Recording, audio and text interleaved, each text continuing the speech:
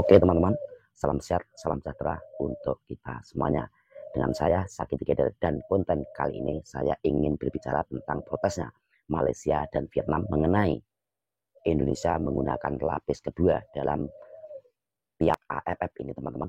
Karena mereka menganggap Indonesia telah meremehkan Malaysia dan Vietnam. Tetapi kalau kita lihat konsep Pak Erick Thohir menggunakan lapis dua karena lapis pertama atau pemain intinya akan menghadapi round ketiga kualifikasi Piala Dunia. Oleh karena itu kita lihat teman-teman video yang sangat luar biasa ini dan sangat viral ini. Mari kita simak videonya seperti apa dan bagaimana menurut teman-teman, pandangan teman-teman seperti apa.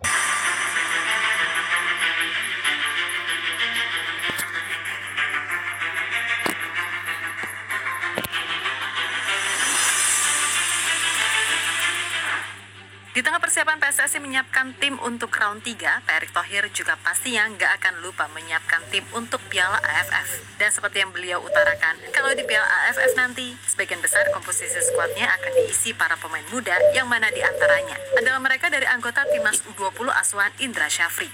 Selain itu, masih ada beberapa nama pemain Liga 1 di luar dari anggota Timnas yang dipilih masuk untuk round 3. Sesuatu yang pada akhirnya membuat Vietnam dan Malaysia sempat tak terima karena Indonesia dianggap terlalu menganggap sepele Piala AFF. Akan tetapi lain halnya dengan Thailand, di mana mereka mengingatkan kedua negara tadi untuk tetap menganggap Indonesia sebagai tim yang kuat kendati sebagian besar pemainnya muda. Karena pada dasarnya di skuad utama timnas pun juga berisi pemain muda. Apalagi di timnas U20 ada beberapa pemain diaspora yang menunjukkan potensi hebat.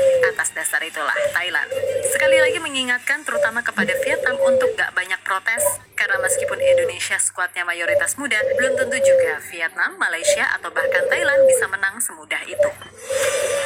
Benar teman-teman, sebenarnya timnas Indonesia tidak meremehkan Vietnam dan Malaysia karena memang Indonesia mempunyai schedule yang lebih berat, yaitu kualifikasi Piala Dunia Tahun round ketiga 2024 benar-benar menjadi tahun yang sangat padat bagi timnas Indonesia. Yap, setelah di awal tahun, baik timnas senior maupun U23 bertarung di level Piala Asia, dan di pertengahan tahun, main di kualifikasi Piala Dunia 2026. Maka mulai September sampai akhir tahun nanti, jadwal timnas benar-benar padat atau bahkan bisa dibilang bentrok. Pasalnya, hanya berselang 5 hari dari laga kualifikasi Piala Dunia round 3, Piala AFF akan dimulai. Jelas bagi semua pihak akan jadi sesuatu yang sangat rumit bila tetap memaksakan main dengan skuad utama. Maka dari itu muncullah pernyataan dari Pak Erick Thohir terkait Piala AFF yang akan diperkuat banyak pemain muda, khususnya dari mereka timnas U20.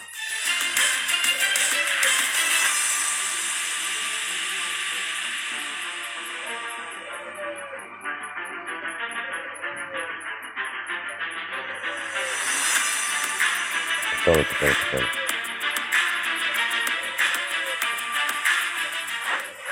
Yap, keputusan yang diambil Pak Erick sejatinya banyak mendapatkan respon positif dari publik tanah air.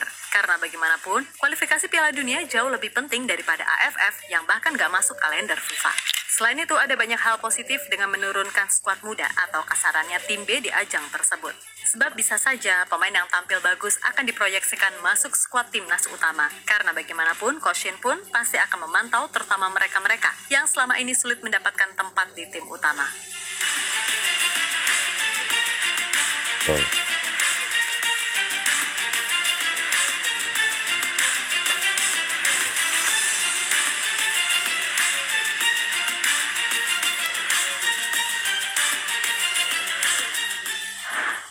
Yap, dari skuad muda, kemungkinan besar mereka yang akan main adalah dari timnas U20. Kemudian untuk melengkapinya, mungkin akan dikombinasikan dengan para pemain dari Liga 1 yang secara usia mungkin bisa dibilang senior. Dengan begitu, Coach Shin mungkin juga bisa melihat opsi lain seandainya ada pemain di tim utama yang underperform. Yap, dari sisi kedalaman skuad, seandainya timnas main dengan skuad kombinasi tadi, sebenarnya juga bisa dibilang cukup kuat untuk sekedar bertarung di AFF. Di pos kiper, ada Nadeo, Syahrul Tisna, dan Ikram Al-Ghifari. Kemudian barisan bek tengah, ada Kadek Arel yang bisa berkolaborasi dengan Iqbal Gwijangge, Dewangga, Ferrari, hingga pemain diaspora Dion Mox, serta pemain senior macam Fahrudin Arianto. Lalu di bek sayap kanan, ada Fajar Faturrahman, Rio Fahmi, dan Welber Jardim. Sedangkan di bek sayap kiri, nama Edo Febriansyah bisa bersaing dengan tim Gepens, ataupun Rezaldi Hehanusa. yang bersama Persib berhasil menemukan lagi performa terbaiknya. Nah, di barisan gelandang, Betul. nama-nama familiar seperti Mark Klok, Lili Pali, Rahmat Irianto, dan Arkan Fikri bisa dikombinasikan dengan pemain seperti Tony Firmansyah dan pastinya Sam Ivel yang semoga nggak main sebagai DM lagi. Kasian, sumpah. Kemudian untuk barisan sayap, jelas timnas AFF ini punya banyak opsi. Mores Mohinoke, Muhammad Rizky Afrizal, Kelis Royer, Irfan Jauhari, sampai Doni Tripamungkas bisa dijadikan opsi. Dan di pos penyerang, di luar dari Jens Raven, yang kayaknya bakal ditarik Koshin untuk main di timnas utama. Tim AFF ini masih punya pemain seperti Ramadan Sananta, Hoki Caraka, hingga Arkan Kakak yang bisa diandalkan. Nah, harusnya dengan komposisi semacam ini, yang mungkin masih banyak perubahan, timnas Indonesia masih bisa berbicara banyak di level AFF.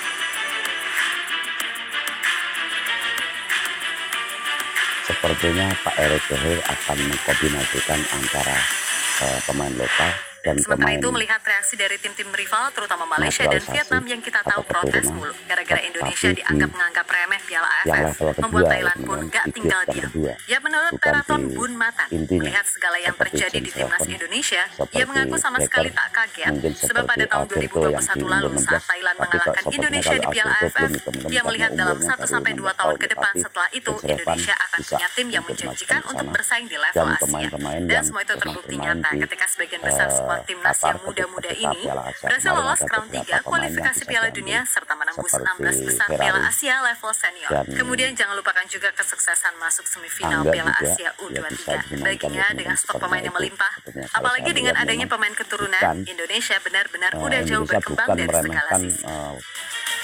Vietnam dan Malaysia, tetapi memang kita mempunyai strategi yang sangat banyak karena Indonesia akan mengalami pertandingan sejarah yaitu kualifikasi Piala Dunia round ketiga. Jadi untuk Pak Erick Thohir mengedepankan atau mengajukan yang level 2-nya itu tidak Yang apa-apa ya senada dengan teman-teman, Teraton, karena mantan pelatih memang timnas kita harus Thailand, menjaga Mano Polking yang kesehatan juga pernah pemain-pemain inti memprediksi kita kalau dalam Indonesia bakal menghadapi punya tim yang menjanjikan benar-benar merasa takjub. prakualifikasi Piala Sebab Dunia dalam round waktu ketiga. sesingkat ini perkembangan timnas Indonesia benar-benar signifikan. Bahkan ia pun sedikit menyentil tim-tim tetangga khususnya Vietnam untuk gak usah banyak protes. Sebab ketimbang seperti itu, mendingan media di sana fokus dan terus mengkritisi segala hal yang terjadi dengan Vietnam yang saat ini sedang dilanda kemunduran. Ya, menurut pria berpaspor Brasil tersebut, mengakui kalau saat ini perkembangan tim muda di Indonesia sangat progresif. Akan tetapi di satu sisi, ia juga berharap kalau Thailand juga jangan sampai kalah. Sebelum ini saya sudah yakin Indonesia memiliki masa depan yang cerah, dan itu mulai terbukti. Sekarang Anda bisa lihat, Indonesia memiliki banyak pemain muda dan sangat progresif. Tapi saya juga yakin kalau Thailand akan bertarung dalam situasi apapun.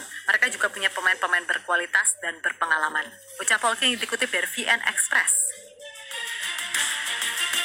Timnas Indonesia juga menganggap remeh pemain timnas Malaysia dan Vietnam karena memang Indonesia mempunyai jadwal yang sangat padat sehingga harus diajukan yang level kedua. Ya, pada akhirnya segala hal yang disusun semoga bisa berjalan lancar. Entah itu di round 3 nanti, ataupun di Piala AFF sekalipun. Karena ya, gimana ya, rasanya kalau belum juara kok para pengamat julid itu masih belum puas gitu loh. Tapi ya percuma juga sih, karena pastinya mereka juga akan menjelekkan Koshin jika misalnya Indonesia juara AFF dengan skuad yang tadi disebutkan. Intinya pembenci tetaplah pembenci, dan susah kalau udah mengakar apalagi atas dasar suka tak suka. So apapun itu, siapapun yang dipilih membela Indonesia entah itu di round 3 atau Dan Piala memang benar, AFF, karena pokoknya Piala fight habis-habisan AFF demi itu merah putih. tidak masuk Oke? program FIFA ya teman-teman. Jadi Piala AFF itu tidak masuk program FIFA. Jadi itu hanya untuk ASEAN saja. Jadi bagi Pak Erick Thohir untuk mengajukan, oke lah itu teman-teman. Teman-teman bisa komentar, bisa bereaksi, setuju atau tidak pendapat dari Pak Erick Thohir yang akan mengajukan atau memainkan lapis kedua pemain kita untuk menghadapi Piala AFF tahun 2024. Oleh karena itu, mari kita beri support saja untuk pemain kita, dan seharusnya Vietnam dan Malaysia tidak harus banyak protes, tinggal main saja, kita lihat nanti hasilnya seperti apa. Salam olahraga.